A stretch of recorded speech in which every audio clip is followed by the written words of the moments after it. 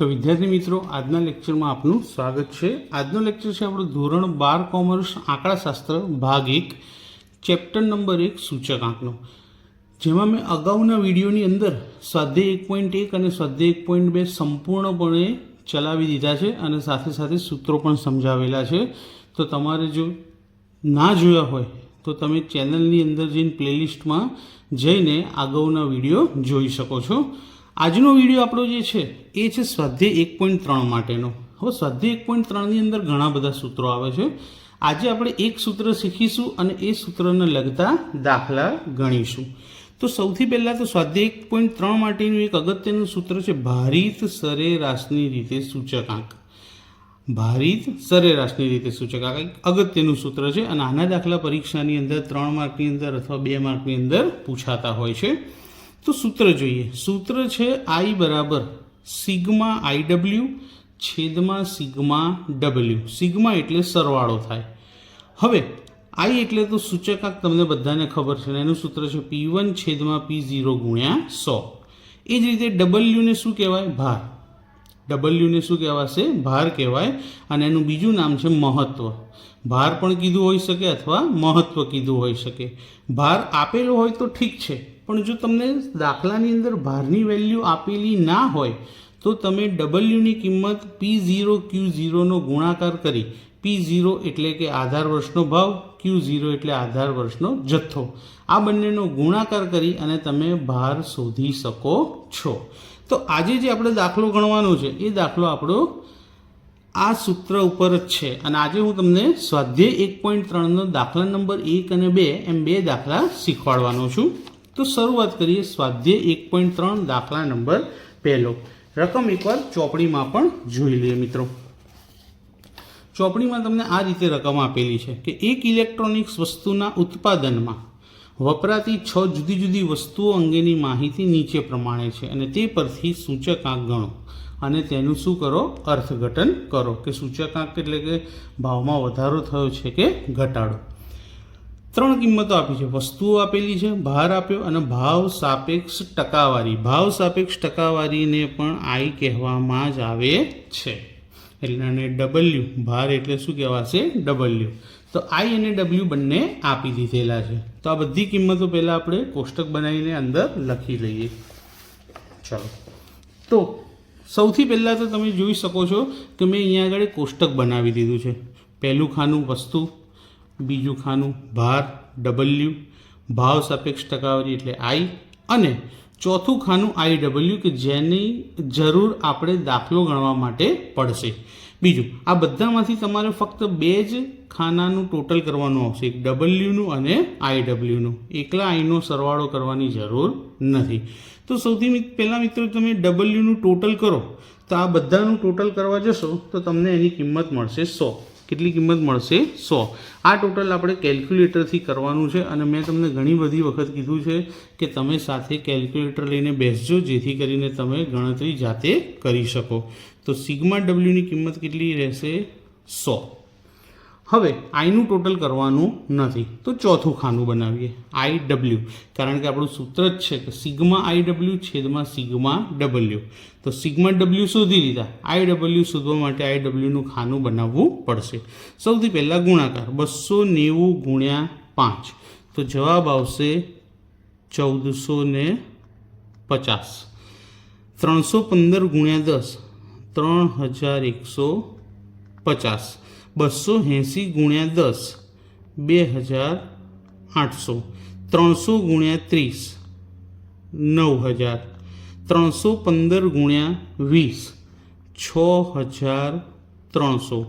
320 गुण्या 25 तो आवशे 8000।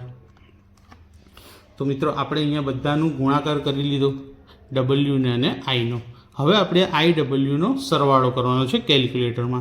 તો સિગ્મા आई डब्ल्यू એટલે કે आई डब्ल्यू નો સરવાળો, તો આ બધાનો સરવાળો થશે 30700। તમે વિડીયોને પોઝ કરી અને આનું ટોટલ કેલ્ક્યુલેટરમાં કરી શકો છો। આ જ જવાબ તમને મળશે। હવે સૂચકાંક શોધીએ આપણે। જે આપણને શોધવાનું કીધું છે તે. તો સૂચકાંકનું સૂત્ર મેં લખીને રેડી રાખ્યું છે કે સૂચકાંક આઈ બરાબર સિગ્મા આઈ ડબલ્યુ છેદમાં સિગ્મા ડબલ્યુ. મેં અહીંયા આગળ આ જ સૂત્રનો ઉપયોગ કેમ કર્યો? કારણ કે આપણને અહીંયા દાખલામાં ડબલ્યુ આપેલા હતા માટે. હવે આમાં કિંમત મૂકી તો સિગ્મા આઈ ડબલ્યુ કેટલા છે? તો 30,700 અને સિગ્મા ડબલ્યુ કેટલા છે? 100. શૂન્ય શૂન્ય ઉડી જશે, જવાબ આવશે 307. હવે સૂચકાંક તો મળી ગયો આપણને અને સૂચકાંકનો જવાબ આપણને 100 કરતાં વધારે મળ્યો છે. તો હવે આપણે શું કરવાનું છે? એનું અર્થઘટન લખવાનું છે. અર્થઘટન હંમેશા આધાર વર્ષની સરખામણીએ લખવામાં આવે અને આધાર વર્ષનો સૂચકાંક કેટલો ગણાય? 100 ગણાય અને ચાલુ વર્ષનો કેટલો મળ્યો? 307. તો આધાર વર્ષની સરખામણીએ ચાલુ વર્ષનો સૂચકાંક 100 કરતાં વધારે આવ્યો માટે વધારો થયેલો છે. ખર્ચની અંદર શું થયો છે? વધારો. તેનું અર્થઘટન આપણે લખવાનું કે આધાર વર્ષની સરખામણીમાં ચાલુ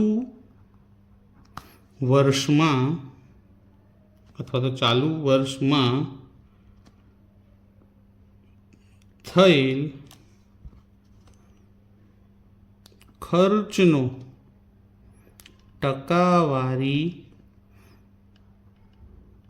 વધારો બરાબર આપણો જે સૂચકાંક આવ્યો એમાંથી આધાર વર્ષનું સૂચકાંક હતો 100, એ શું કરી નાખવાનો? બાદ.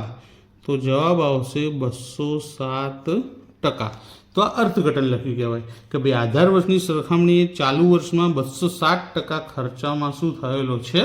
વધારો થયો. દાખલો એકદમ સિમ્પલ છે મિત્રો.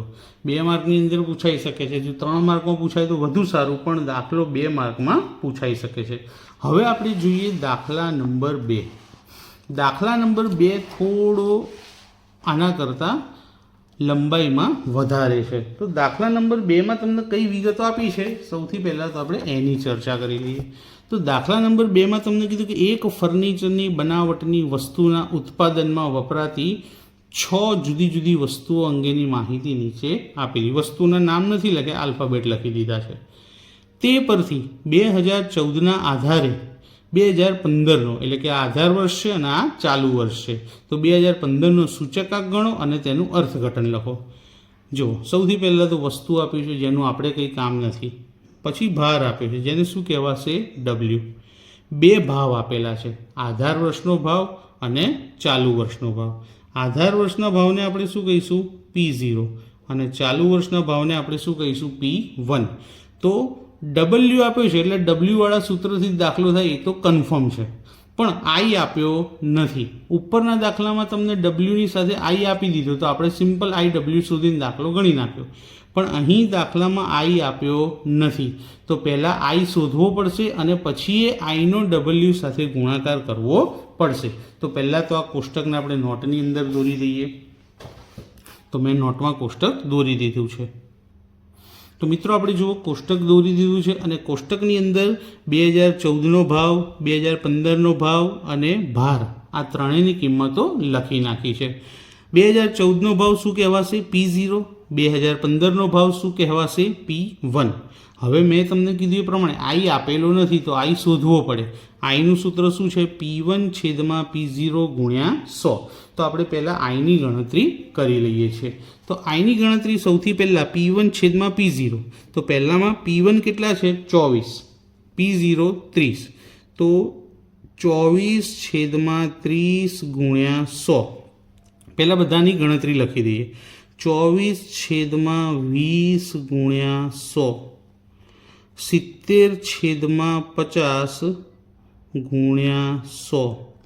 40 છેદમાં 32 ગુણ્યા 100.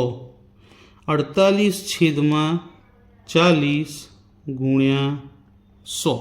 અને એ જ રીતે છેલ્લું પણ લખી દઈએ 24 છેદમાં 16 ગુણ્યા 100. બધાની ગણતરી લખી દીધી. હવે કેલ્ક્યુલેટરમાં કાઉન્ટિંગ કરી લઈએ. તો સૌથી પહેલાં 24 ગુણ્યા 100 ભાગ્યા 30, તો એનો જવાબ આવશે આપણને 80. 24 છેદમાં 100 ભાગ્યા 20, તો એનો જવાબ આવશે 120. 20. 70 ગુણ્યા 100 ભાગ્યા 50, એનો જવાબ આવશે 140.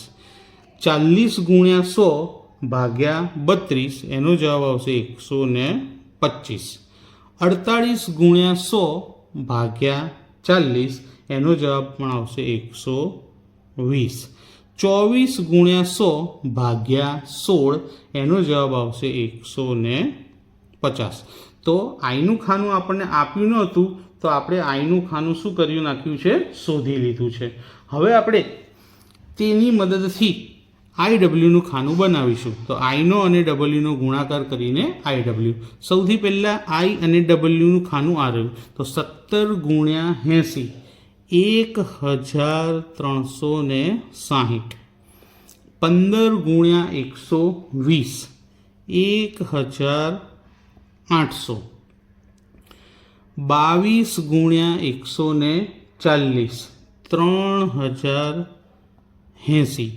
16 ગુણ્યા 125, 2000. 12 ગુણ્યા 120, 1440. 18 ગુણ્યા 150, 2700. તો ગુણાકાર કરીને આપણે આઈડબ્લ્યુ બનાવી નાખ્યું. હવે આપણે બે ખાનાનું ટોટલ કરવાનું હોય, એક તો ડબલ્યુના ખાનાનું અને બીજું આઈડબ્લ્યુનું. ડબલ્યુના ખાનાનું ટોટલ આપણે કરીએ 17 + 15 + 22 + 16 + 12 + 18. તો આ બધાનું ટોટલ થશે આપણે 100. એ જ રીતે આઈડબ્લ્યુમાં પણ આ બધી જ કિંમતો 1360, 1800, 3080, 2000, 1440, 2700, આ બધાનું ટોટલ કરીએ તો જવાબ આવશે 12380. કેટલો? 12380. હવે સૂચકાંક શોધીએ. તો વર્ષ 2015નો સૂચકાંક સિગ્મા આઈડબ્લ્યુ છેદમાં સિગ્મા ડબલ્યુ. સિગ્મા આઈડબ્લ્યુની વેલ્યુ કેટલી મળી આપણને? તો 12380. અને સિગ્મા ડબલ્યુ કેટલા હતા? 100, જે અહીંયા આપણે ગણી લીધા છે. 100 છે તો 0 ઉડી જશે ને એક પોઈન્ટ કાપી લઈએ તો જવાબ આપણો આવશે 123.8. 8 પણ લખી શકાય અને 80 પણ લખી શકાય છે. હવે આપણે એનું શું લખવાનું છે? અર્થઘટન. અર્થઘટન હંમેશા કોની સરખામણીમાં હોય? આધાર વર્ષની સરખામણી. અહીં આપણને આધાર વર્ષ આપ્યું છે 2014. તો 2014ની સરખામણીમાં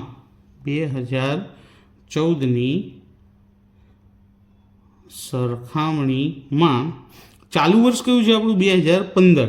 તો 2015ના ભાવમાં થયેલ ટકાવારી વધારો કેમ? કારણ કે આપણો જવાબ 100 કરતાં મોટો આવ્યો છે. જો જવાબ 100 કરતાં નાનો આવે તો ટકાવારી ઘટાડો મળશે, પણ અહીં શું છે? 100થી મોટો જવાબ છે એટલે વધારો મળશે.